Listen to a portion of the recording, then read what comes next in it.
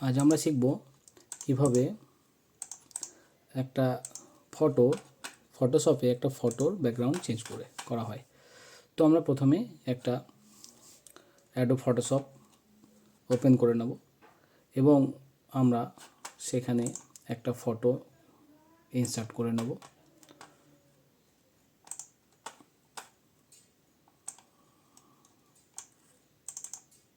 আমরা একটা ফটো নিয়ে নিয়েছি এবং ফটোটিতে দেখতে পাচ্ছি একটা বাচ্চা মেয়ে দাঁড়িয়ে আছে এবং এই ফটোটিকে আমরা একটু জুম আউট করে দেখতে পারি যে মেয়েটি একটা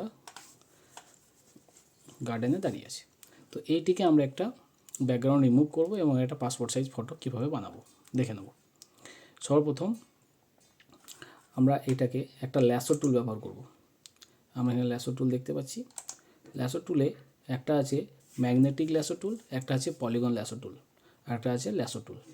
তো ম্যাগনেটিক ল্যাসো টুল বা পলিগন ল্যাসো টুল যে কোনো ল্যাসো টুল দিয়ে আমরা কিন্তু শুধুমাত্র ছবিটাকে রিমুভ করে নিতে পারি। তো আমরা একটা ল্যাসো টুল নিয়ে এইটিকে আমরা ঠিক ওর গায়ে ঠিক মাউসটা নিয়ে গিয়ে আমরা ওর ব্যাকগ্রাউন্ডটা যাতে না আসে শুধু আমরা ফটোটাকে সিলেক্ট করে নেব।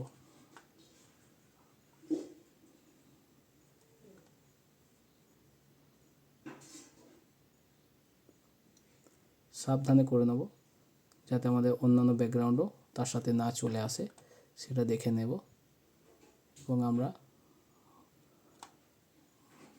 মাউসটার গায়ে নিয়ে গিয়ে ফটোটিকে সিলেক্ট করে নেব।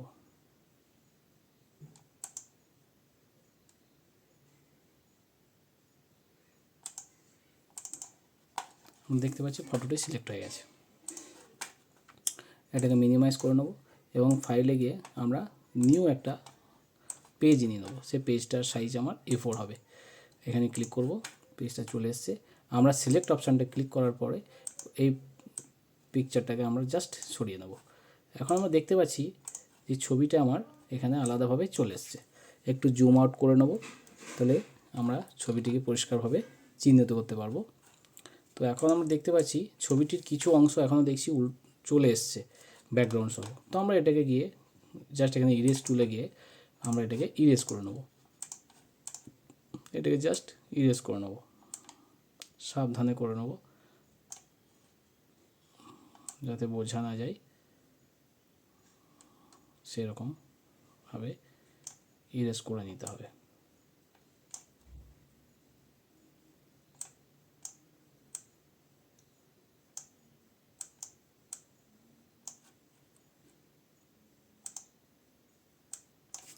আমরা আরও সূক্ষ্মভাবে যদি এটিকে ইরেজ করতে চাই তাহলে আমাদেরকে জুম আউট করে নিয়ে ইরেজ করাটাই ভালো। তাহলে আমাদের পিকচারটা কোনো অংশ নষ্ট হবে না।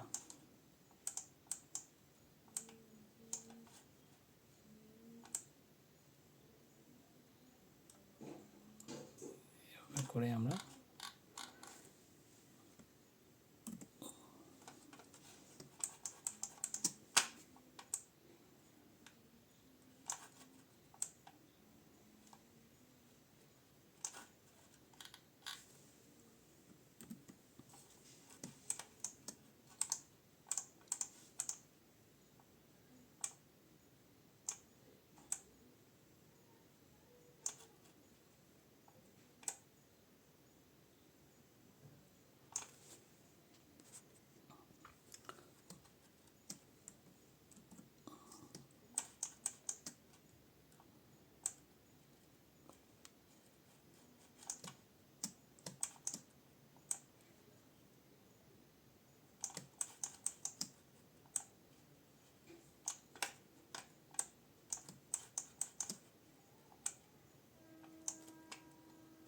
আমরা এখানে একটা ম্যাজিক টুল আছে, ম্যাজিক টুলটাও ব্যবহার করতে পারি, ম্যাজিক ইরেজার বলতে পারি।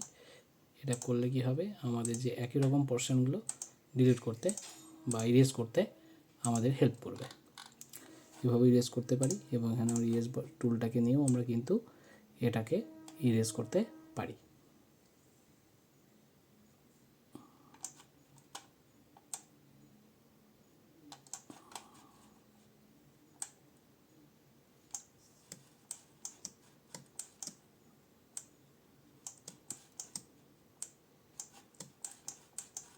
আমরা দেখতে পাচ্ছি প্রজেক্টটা মোটামুটি আমাদের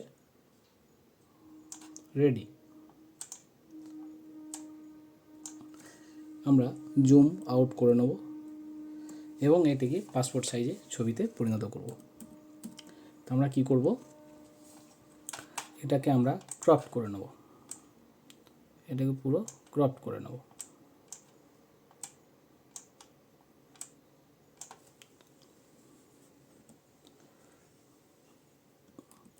আমরা দেখতে পাচ্ছি প্রজেক্টটা আমার রেডি হয়ে গেছে।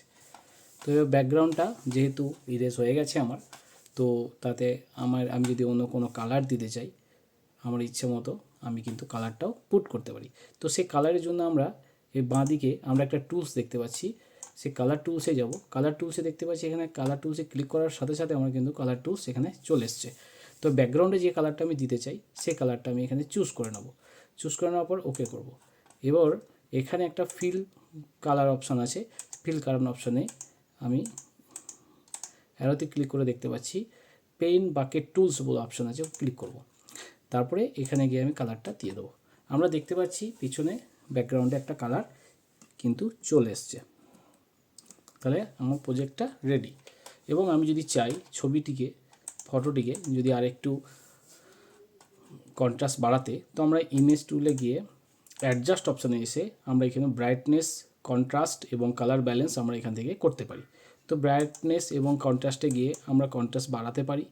তো এখানে কন্ট্রাস্টটা বাড়াতে গেলে বাড়ালে দেখো ছবিটি আরও কন্ট্রাস্টটা বাড়ছে, এবং এখানে ব্রাইটনেস বাড়াতে চাইলে ব্রাইটনেসও বাড়াতে কমাতে আমরা পারি। তো তোমরা যেমন তোমাদের চাই কন্ট্রাস্ট বাড়ানোর ততটা তোমরা বাড়িয়ে নেবে। তো ওকে করে দেবো। তাহলে আমার পাসপোর্ট সাইজ ছবি রেডি।